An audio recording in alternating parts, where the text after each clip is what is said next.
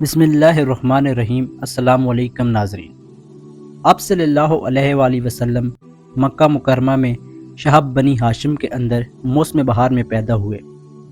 یہ دوشنبہ یعنی سوموار کی صبح تھی، ربیع الاول کی 9 اور کہا جاتا ہے کہ 12 ربیع الاول تاریخ کا وہی سال تھا جس میں ابرا نے مکہ پر حملہ کیا۔ چونکہ وہ اپنے ساتھ ہاتھی بھی لایا تھا اور عربی میں ہاتھی کو فیل کہتے ہیں، اس لیے اس سال کا نام عام الفیل پڑ گیا۔ اس روز اپریل 571 کی 22 تاریخ تھی۔ پیدائش کے وقت دائیا کا کام حضرت عبد الرحمن بن عوف کی والدہ شفا بنت عمرو نے انجام دیا۔ جب آپ صلی اللہ علیہ وآلہ وسلم پیدا ہوئے تو آپ کی والدہ کے جسم سے ایک نور نکلا جس سے ملک شام کے محل روشن ہو گئے۔ پھر والدہ نے عبد المطلب کے پاس آپ کی پیدائش کی خوشخبری بھجوائی۔ وہ شاداں ہو فرحاں تشریف لائے اور آپ کو خانہ کعبہ میں لے جا کر اللہ تعالیٰ سے دعا کی اور اس کا شکر ادا کیا، اور اس توقع پر کہ آپ صلی اللہ علیہ وآلہ وسلم کی تعریف کی جائے گی۔ آپ کا نام محمد رکھا۔ پھر عرب کے دستور کے مطابق 7ویں دن حقیقہ اور ختنہ کیا اور لوگوں کی دعوت کی۔ آپ صلی اللہ علیہ وآلہ وسلم کو آپ کے والد کی لونڈی ام ایمن گود میں کھلایا کرتی تھیں۔ وہ حبشن تھیں اور ان کا نام برکت تھا۔ اللہ تعالیٰ نے ان پر بڑا فضل کیا، چنانچہ انہوں نے آپ کی نبوت کا دور پایا، اسلام لائیں اور ہجرت بھی کی۔ پھر آپ کی وفات کے 5-6 مہینے بعد وفات پا گئی۔ آپ صلی اللہ علیہ وآلہ وسلم کی والدہ کے بعد سب سے پہلے ابو لہب کی لونڈی صوبیہ نے آپ کو دودھ پلایا۔ اس وقت اس کا اپنا جو بچہ دودھ پیتا تھا اس کا نام مسرو تھا۔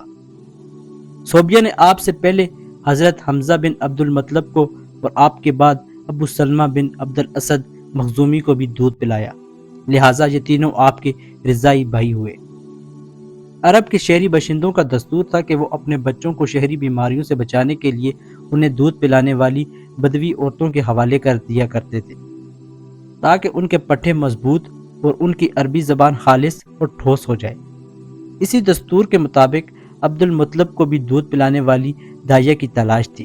ادھر بنو سعد بن بکر بن اوازن کی کچھ عورتیں اسی غرض سے مکہ آئیں اور ان پر آپ صلی اللہ علیہ وآلہ وسلم کو بھی پیش کیا گیا، مگر جب انہیں معلوم ہوتا ہے کہ آپ صلی اللہ علیہ وآلہ وسلم یتیم ہیں تو وہ آپ کو لینے سے انکار کر دیتی ہیں۔ ایک خاتون حلیمہ بنت ابو زہیب کو کوئی بچہ نہ ملا، لہٰذا انہوں نے مجبوراً آپ ہی کو لے لیا، مگر جب لے لیا تو ان پر خوش قسمتی کا ایسا دروازہ کھلا کہ دنیا حیرت زدہ رہ گئی۔ حضرت حلیمہ کے والد ابو زہیب کا نام عبداللہ بن حارث تھا اور وہ آپ صلی اللہ علیہ وآلہ وسلم کے رضائی نانا ہوئے۔ حلیمہ کے شوہر کا نام حارث بن عبد العزا تھا اور دونوں ہی قبیلہ سعد بن بکر بن اوازن سے تعلق رکھتے تھے۔ اس طرح حارث کے بچے بچیاں آپ کے رضائی بھائی بہن ہوئے، جن کے نام یہ ہیں: عبداللہ، انیسہ، جدامہ، ان کا لقب شیمہ تھا اور اسی سے وہ مشہور ہوئیں۔ وہ قدریں بڑی تھیں اور وہ آپ کو گود میں کھلایا کرتی تھی۔ ناظرین، جیسا کہ پہلے ارشاد کیا گیا کہ جب تک آپ صلی اللہ علیہ وآلہ وسلم حلیمہ کے گھر موجود رہے، ان کا گھر برکتوں سے مالا مال رہا۔ حضرت حلیمہ کا بیان ہے کہ وہ جب مکہ آئی تھیں تو قحط سالی کا دور تھا۔ ان کے پاس ایک گدھی تھی جو اس قدر کمزور اور دبلی تھی کہ پورے قافلے میں سب سے سست اور مریل چال چلتی تھی۔ ایک اونٹنی بھی تھی مگر وہ ایک قطرہ دودھ نہ دیتی تھی۔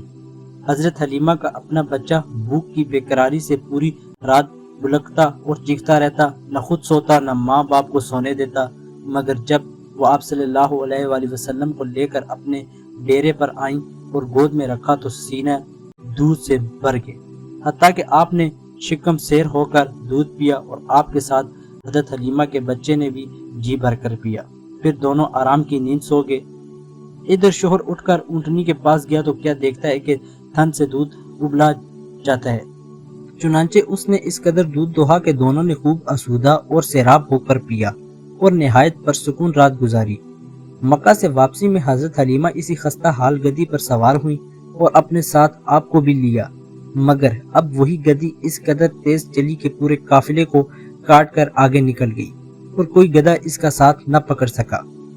حضرت حلیمہ کا وطن دیار بنو سعد سب سے زیادہ قحط زدہ تھا، مگر اس کے باوجود مکہ سے واپسی کے بعد ان کی یہ حالت ہوئی کہ جب بکریاں چر کر واپس آتی تو ان کی کوکھ نکلی ہوتی اور تھن دودھ سے لبریز ہوتے۔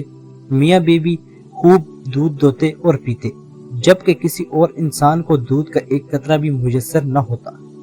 یوں اس خانوادے کو مسلسل خیر و برکت نصیب ہوتی رہی، یہاں تک کہ 2 سال گزر گئے اور مدت رضاعت پوری ہو گئی۔ چنانچہ حلیمہ نے آپ کا دودھ چڑھا دیا۔ اس دوران آپ صلی اللہ علیہ وآلہ وسلم پختہ اور مضبوط ہو چکے تھے۔ حضرت حلیمہ کا دستور تھا کہ وہ آپ کو ہر 6 مہینے بعد مکہ لاتی، والدہ اور خاندان کے لوگوں سے ملاتی، پھر اپنے دیار بنو سعد واپس لے جاتی۔ جب مدت رضاعت پوری ہو گئی اور دودھ چڑھا کر آپ صلی اللہ علیہ وآلہ وسلم کو آپ کی والدہ کے پاس لائیں تو اب تک جو خیر و برکت دیکھ چکی تھیں اس کے پیش نظر چاہتی تھی کہ آپ کو انہی کے پاس رہنے دیا جائے۔ چنانچہ انہوں نے آپ کی والدہ سے کہا، کیوں نہ آپ بچے کو میرے پاس ہی رہنے دیں کہ وہ ذرا اور مضبوط ہو جائے، کیونکہ مکہ کی وبا سے ڈر لگتا ہے۔ والدہ اس پر راضی ہو گئی اور حلیمہ آپ کو لے کر خوش خوش اپنے گھر واپس ہو گئی اور تقریباً مزید 2 برس تک وہیں رہے۔ حضرت انس بن مالک رضی اللہ تعالیٰ عنہ کا بیان ہے کہ آپ بچوں کے ساتھ کھیل رہے تھے کہ جبریل علیہ السلام تشریف لائے اور آپ کو لٹا کر سینہ چاک کر دیا، پھر آپ کا دل نکالا اور اس میں سے ایک لوتھڑا نکال کر فرمایا کہ یہ تم سے شیطان کا حصہ ہے، پھر دل کو سونے کی تشت میں زمزم کے پانی سے دھو کر جوڑ دیا اور اسی جگہ پلٹا دیا۔ ادھر بچے دوڑ کر آپ کی ماں یعنی دایا کے پاس پہنچے اور کہنے لگے کہ محمد صلی اللہ علیہ وآلہ وسلم کو قتل کر دیا گیا۔ وہ لوگ جٹ پہنچے تو دیکھا رنگ اترا ہوا تھا۔ حضرت انس رضی اللہ تعالیٰ عنہ کا بیان ہے کہ میں نے نبی صلی اللہ علیہ وآلہ وسلم کے سینے پر سلائی کا اثر دیکھا۔ اس واقعے کے بعد آپ صلی اللہ علیہ وآلہ وسلم کو مکہ پہنچا دیا گیا اور آپ نے اپنی ماں کے سایہ محبت میں اپنے خاندان کے اندر کوئی 2 برس گزارے، پھر والدہ، دادا اور ام ایمن کے ساتھ مدینہ کا سفر کیا، جہاں آپ کے والد کی قبر بھی تھی اور دادا کا ننھیال بھی۔ آپ مدینہ میں 1 ماہ رہ کر واپس ہوئے تو راستے میں آپ کی والدہ بیمار ہو گئی اور ابوا پہنچ کر رحل کر گئی، وہیں انہیں دفن کر دیا گیا۔ اب بوڑھے عبد المطلب آپ کو لے کر مکہ پہنچے۔ ان کے دل پر آپ کی اس نئی مصیبت کے احساس کا گہرا زخم تھا، چنانچہ آپ کے لیے ان کے دل میں ایسی رقت پیدا ہوئی کہ خود ان کے اپنے بیٹوں کے لیے ویسی رقت نہ ہوئی۔ وہ آپ کی بڑی قدر کرتے، اپنی اولاد سے بھی بڑھ کر چاہتے، خوب اکرام کرتے، ان کا خاص فرش پر کوئی دوسرا نہ بیٹھ سکتا تھا۔ اس پر آپ کو بٹھاتے، پیٹھ پر ہاتھ پھیرتے، آپ کی نقل و حرکت دیکھ کر خوش ہوتے اور یقین رکھتے تھے کہ آئندہ آپ کی ایک نرالی شان ہونے والی ہے۔ لیکن ابھی آپ کی عمر صرف 8 برس 2 مہینے اور 10 دن ہوئی تھی کہ عبد المطلب بھی انتقال کر گئے۔ اب آپ کے چچا ابو طالب نے آپ کی کفالت کا بیڑا اٹھایا۔ یہ آپ کے والد کے سگے بھائی تھے، انہوں نے آپ سے خاص رحمت و شفقت کرتی۔ وہ مالدار تو نہ تھے، لیکن آپ کی کفالت کے بعد اللہ تعالیٰ نے ان کے تھوڑے سے مال میں اس قدر برکت دی کہ ایک آدمی کا کھانا پورے کنبے کے لیے کافی ہو جایا کرتا۔ خود آپ بھی صبر و قناعت کا نمونہ تھے، جو کچھ ملتا اسی پر قناعت فرماتے۔